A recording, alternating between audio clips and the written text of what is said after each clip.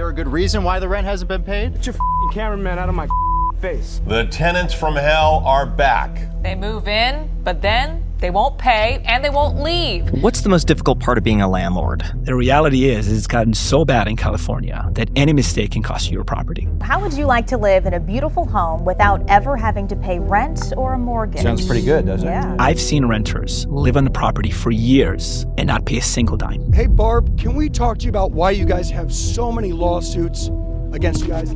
Don't touch me. This is not an accident. The system is designed to make you fail. I would describe them as people who have a system figured out. So is the eviction system intentionally designed to fail? Yes, the entire market is broken and most people just don't realize it yet. People who benefit from this really are institutional landlords, Yes. big corporations, and mom and pop landlords lose everything. 100%. They have to sell. There's no other option. If you wanted to be a tenant and exploit these laws as much as you could, how would you do it, and how much money do you think you could make?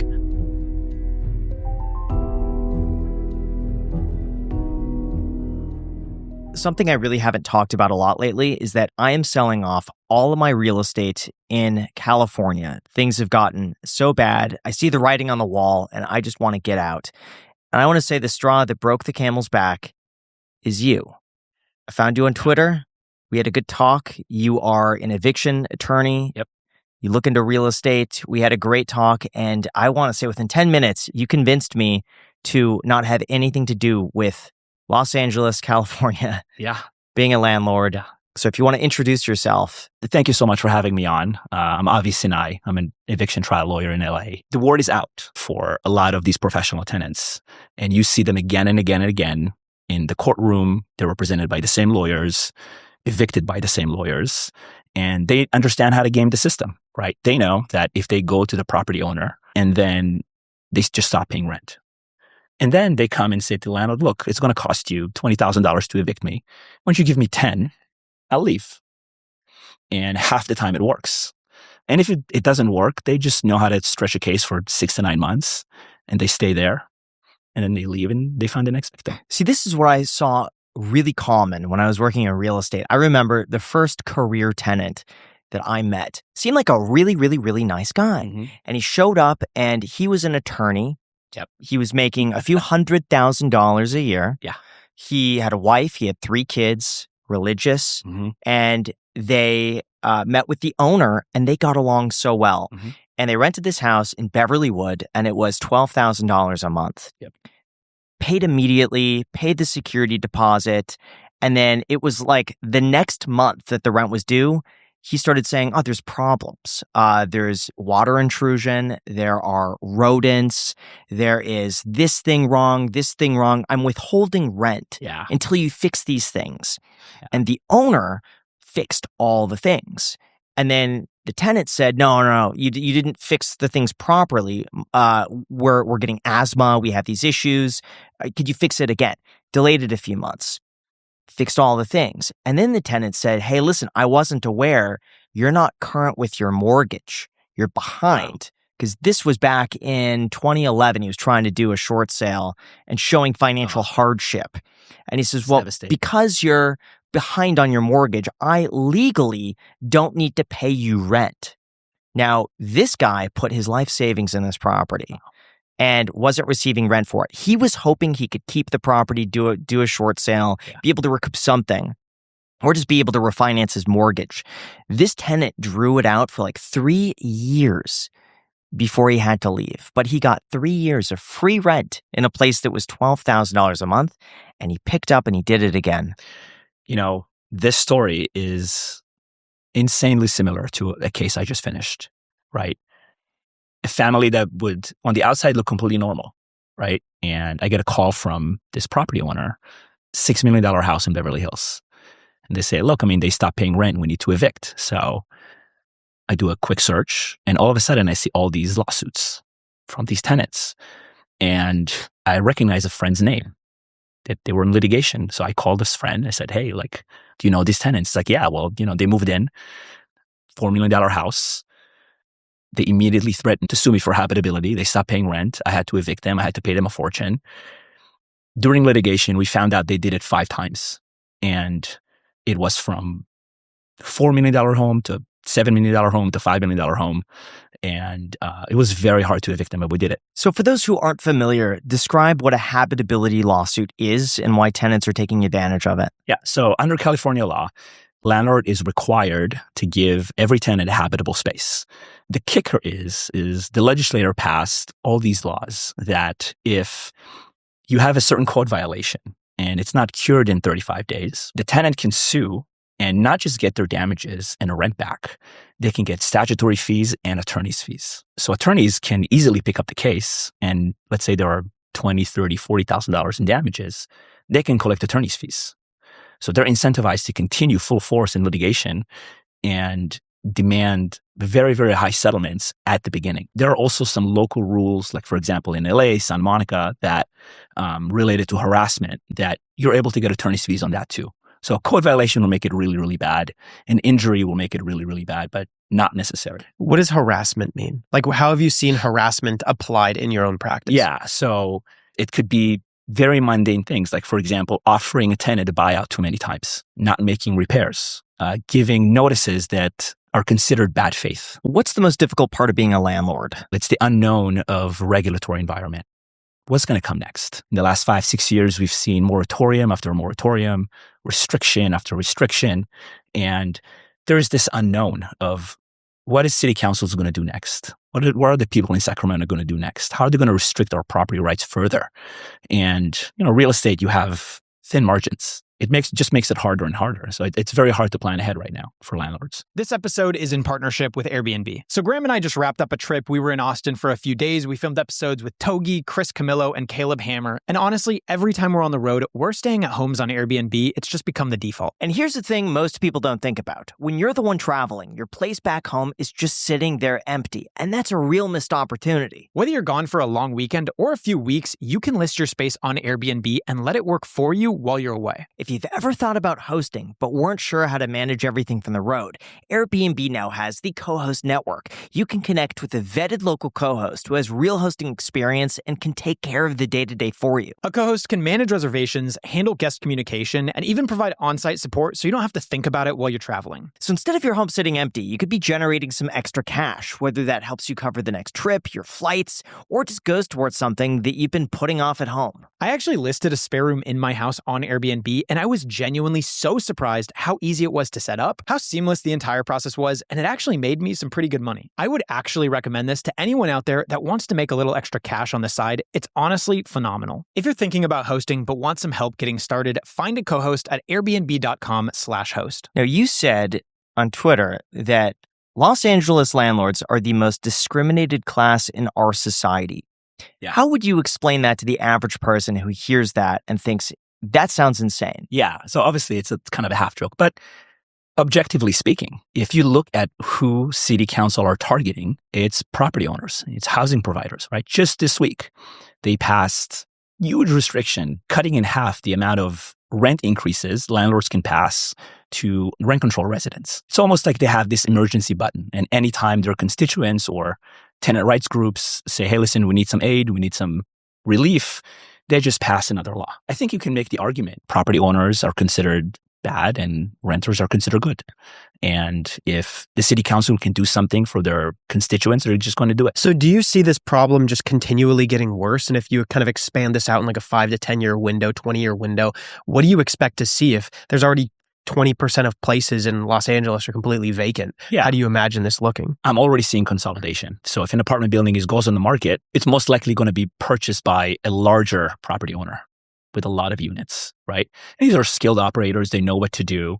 They're much better equipped to deal with a tough regulatory environment. I don't know how the story is going to end, but we're clearly in a downward trend. Another Santa Monica story. This is interesting. I remember in 2014 or 2015, I was looking to buy a place for myself, and there was a condo that came up on Montana and Ocean, 4th floor. It's across from the beach, and they were asking $450,000. Oh, wow. A really good price for a 1-bedroom. Yeah. Here's the catch. It's tenant occupied. The tenant was paying like $600 a month for this place. She was over the age of 62. She made several $100,000 a year, and she was extremely healthy. And the HOA was basically what she was paying in rent. And so if you were to buy this place, you couldn't kick her out because she's a protected tenant. Yep.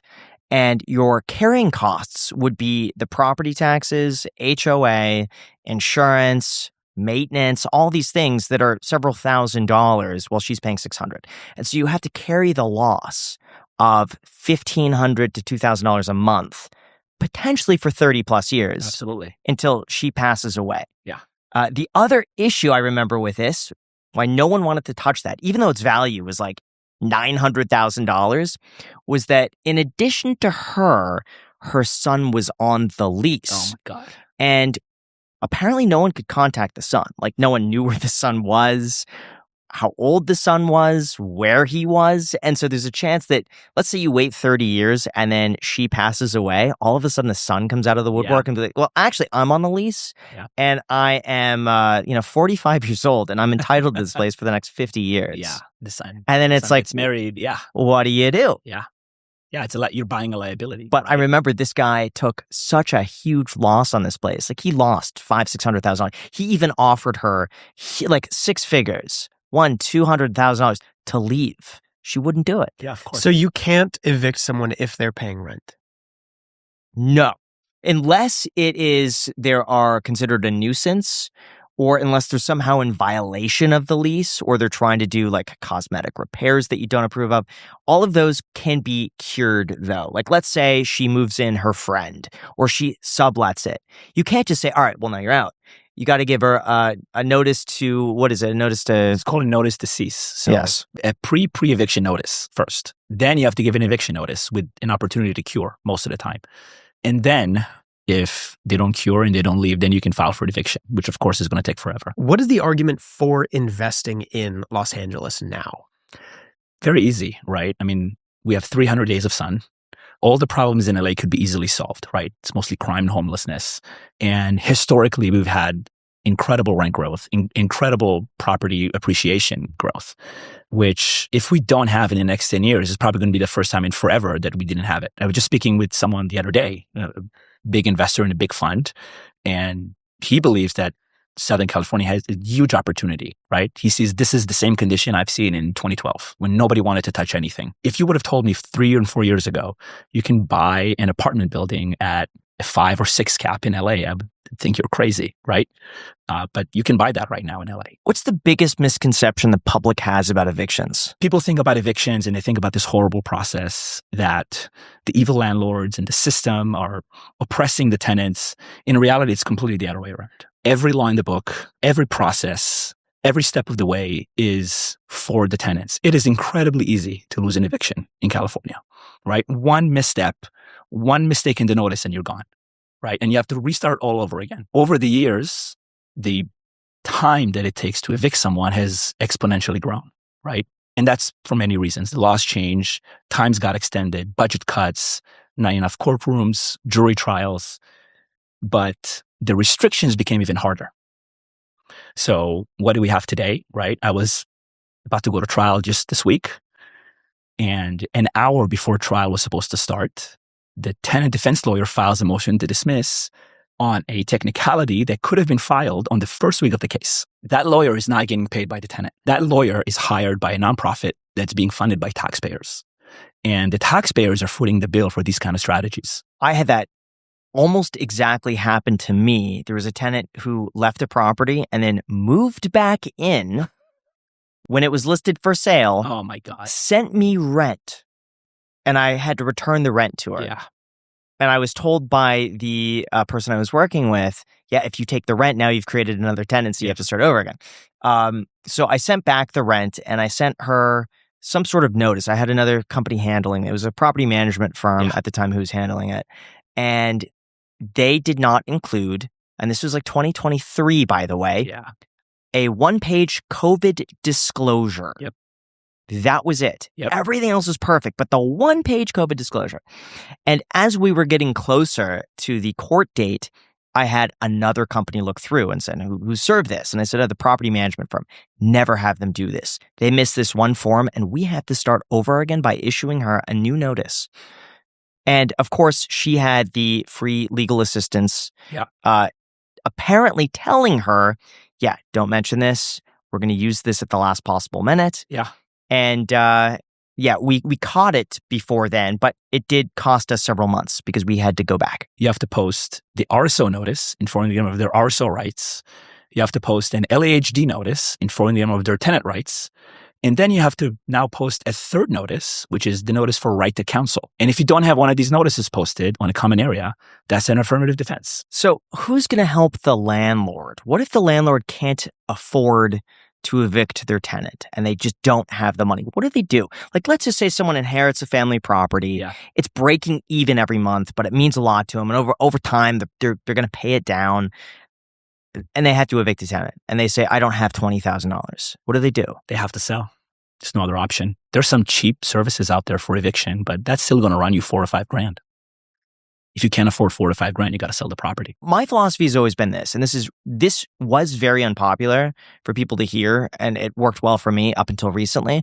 I'd never raise the rent. Yeah. I hated raising the rent because I'd get really great tenants that would stay like 8 to 10 years. Wow. They were awesome. Yeah. And I had zero hassles, zero headache. They always paid on time. If there was something that needed to be fixed, of course I'd do it because I don't want them to leave. Yeah. And from my perspective too, when a tenant leaves, my overhead is really high. Like, let's say on a unit, I might profit in a year, like net, $15,000 in a year for one unit. If they move out, I repaint it. That's $4,000.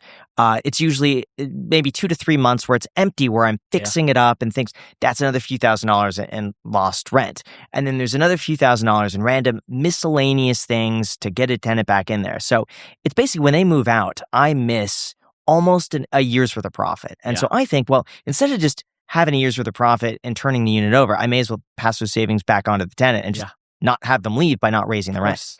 But when the city comes in and says you cannot raise the rent, well, then jacking up the cost and everything else, that to me is a red flag that all of a sudden the city says it's mandatory. Exactly. But they don't do that for groceries. They don't do that for insurance costs. They don't do that for car repairs. They don't do that for just about anything else. And so now I've gotten to a point where I have to raise rent every year because if I don't do that, I end up losing out so much more money. Of course, you have to raise it. And so now I'm at a point where I've had to, and I hate doing it. Yeah. But it goes to show it's one of those things where if they didn't do that, I wouldn't be raising the rent. But recently what they said is that you could only raise rent up to a certain amount or 90% of CPI. So if inflation comes in at 2%, you could only raise under inflation, basically. So every year you have a tenant, you're going to be making less and less and less and less. Exactly. If you wanted to be a tenant and exploit these laws as much as you could, how would you do it? And how much money do you think you could make? I think that I would find the highest rent apartment, probably complain about mold, having brain fog, and stop paying rent. You can probably stay there for 9-10 months if you know what you're doing. And then you could pick up and do that again. Yeah. And there's plenty of people who are doing that. So, and I'm guessing that, there are laws against creating a registry where you say, oh, this tenant sued me. You can't do that. Why not? Because why can't you have a Yelp for tenants? Why can't you do that and say, hey, here's the person's name. They were a problematic tenant. Because on the flip side of that, you could also in the same registry say, this was a phenomenal tenant. Yeah. This tenant, I didn't want to move. So I think there's 2 problems with that. Number one, eviction cases are sealed by law. The documents are not available to the public. These are not secret proceedings, but the documents themselves are protected. And I think that someone tried actually to do that and they got sued. So can't do that. What's the lowest rent you've seen a tenant pay? I've done a very, very hard eviction in LA. The tenant was paying $250 a month. She lived there for 20 years. When I came in, she had a 7-figure lawsuit against the landlord. No eviction attorney would take the case. But we filed an eviction. We took a risk. We offered her $75,000 in the hallway to leave right before trial. And she said no. And we took a risk in trial and we won in trial. And she got evicted. And then she proceeded to call her city attorney's office. She called every member of city council, said that I cheated in trial, and then she filed a bar complaint against me. We didn't do anything wrong, so there was nothing to do about it. She got evicted because she didn't pay the rent and she violated the rules, but that was great for the property owner. But there's a much easier way to avoid these kind of tenants. I tell this to all my clients. I post on Twitter all the time. I took the 20 worst tenants that I evicted, and they're horrible. And I said, what's the common denominator with all of them? And in 95% of cases, if you run a name search and you look for litigation history, they have a long litigation history. Not necessarily just for evictions, collections. They sue people for personal injury, for employment. The vast majority of renters are decent people. Nobody wants to go to court, right? Just insane people want to go to court. But something happens when you go to court a lot, you get comfortable with it. And the fear just kind of goes away. So in 95% of the time, if the property management or the owner just did a simple litigation search on the tenant, a ton of cases would have come up. If you see someone with a lot of litigation history, more than 2 or 3 lawsuits, just deny them immediately. Are you allowed to deny people? We had Jason Oppenheim on here, and he was saying that it's even hard to say no if you get an applicant to rent your land. Yeah, to rent your, he gave an example of a house that he knew where they had multiple applications, and the landlord just picked the person who was the most qualified. Yeah, and then one of the people who was not the most qualified said, "Oh, you're discriminating against me," and that was the reason why I'm going to sue. So you have to be very, very careful, right? I would recommend hiring either a property manager or a lawyer to be kind of like a middle ground between you and the tenant, right?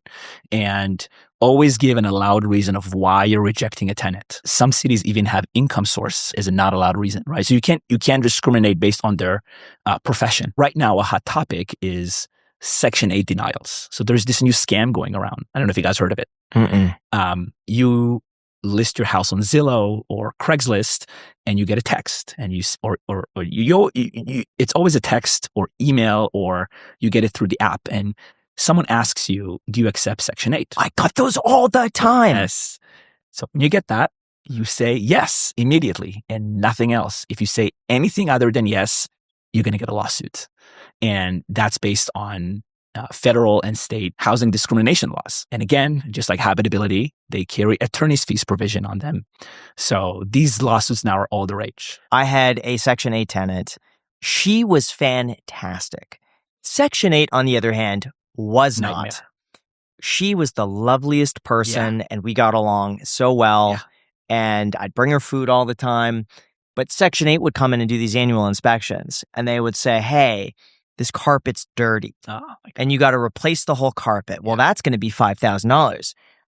The tenant didn't take good care of the carpet. She walks in with her shoes. It's raining outside. She's stomping on the carpet. Now there's mud tracks through it. She'll drop something on the carpet. Now it's stained. Section 8 says, "I got to replace it." Well, she damaged it.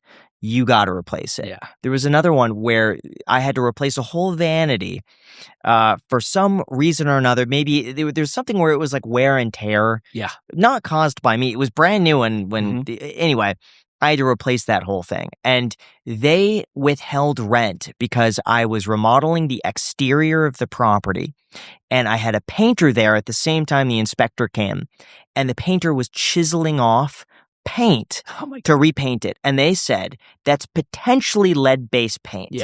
And because of that, a child could come into the property and put that in their mouth, and that's a hazard. So until that's all cleared up, we can't remit payment. And I said, she's in her 70s. No kids are around here. No one's eating the paint. That doesn't matter. No one's around. Nope. Withholding the rent. And then getting them back at the time wasn't as difficult as it is today, but I still remember going through the whole ordeal of having them to be called back to just look and see, okay, no paint chips. And they could see the guys there peeling the paint away. It's not a thing that's been sitting there for weeks. So it's dealing with Section 8. I also had another one where there was a tenant on Section 8, and it was a 7-unit apartment building on La Brea in Los Angeles. And the tenant always had issues with cockroaches because they wouldn't throw away their food, and they were a hoarder. And Section 8 would come in and require the landlord to clear out the unit and then fix everything. And next year, he had to fix everything. And it was every single year he had to basically remodel this unit because the tenant wouldn't throw away their trash. It created roaches, just all these issues. But he would remodel the unit every year. And the tenant, I think, was paying $400 or $500 a month. And so it cost more to remodel the unit than the tenant would pay in rent to destroy the unit. And that's Section 8. That's why I'm just selling everything. Because I'm looking at the numbers of these, and I get this emotional attachment to the properties because Of course. I remember every moment like saving up, finding it, looking at it, fixing it up, putting my own touch on things. Selfishly too, like financially, I got a low property tax basis on all of these. Yeah. And so I'm not paying much of property tax, but the insurance, the utilities, the overhead has gotten to a point now where I could say, oh, I get to sell it and make more money doing anything else other than keep these properties. Of course. And so I may as well financially, it's just, I have to. It makes sense. So it seems to me like Los Angeles and California kicking out what I would call small mom and pop landlords who own 1 to 5 units. And who else buys it? I guarantee the people buying my places are not going to be mom and pop. They're going to be probably developers who will go in, kick out the tenants, put a 6 to 8 unit building in there, and they're going to flip it or they're going to sell it. That's who's going to do it. Exactly. So what's keeping Los Angeles real estate high?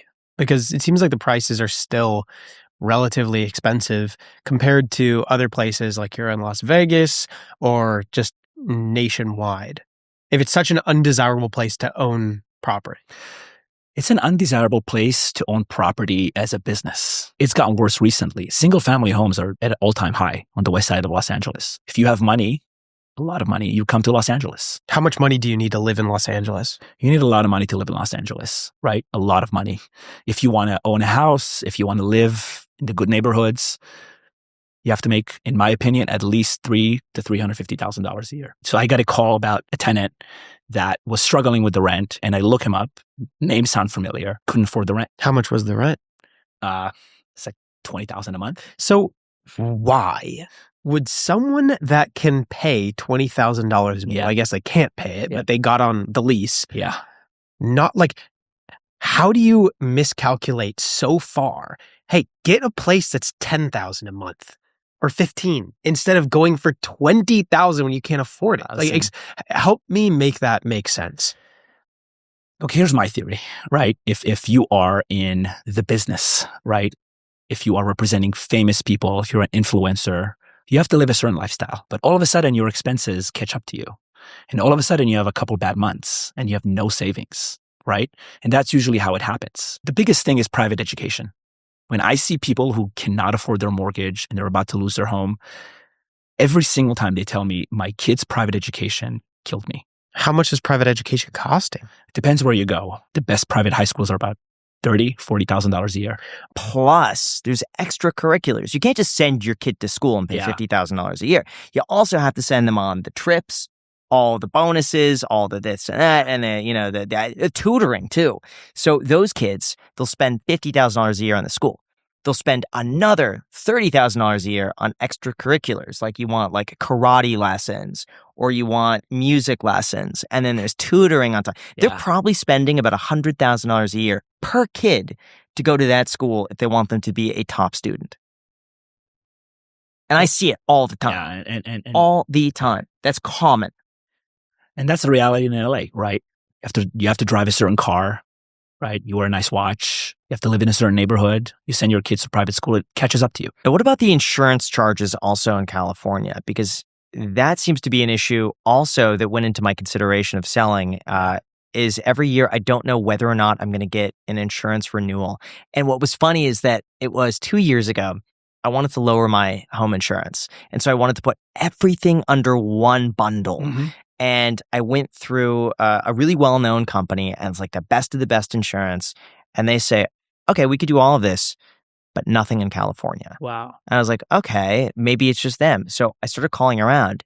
Every single insurance company, this is pre-fire, by the way, said, we're not insuring it. Yeah. And I called my rep at Farmers. Mm-hmm. And he says, yeah, actually, you're really lucky because your current policy is renewing, but they're not accepting any new clients. So you're umbrellaed in. And I was like, well, what is someone to do if they buy a house or need insurance now? Where do they go? The problem I see is in multifamily, in apartment buildings. Because now, if you're lucky to get insurance, you get exclusions on habitability lawsuits. And there is a high chance that if you get sued today, not going to be covered by insurance. You can see how one lawsuit and no insurance coverage can just absolutely decimate you. So why are small landlords disappearing? It's a lot easier to make money if you have a lot of units. You can have an in-house legal team. You're up to date with the law. You have good advisors. It costs per unit a lot more if you have just like a small property. Avi, thank you so much for coming on the podcast. Really appreciate it. I'm going to link to all of your information and your Twitter, by the way, in the description. That I really enjoy. I have notifications turned on. Good. So I really appreciate it. Thank you so much for watching. Hope you enjoyed this. And until next time.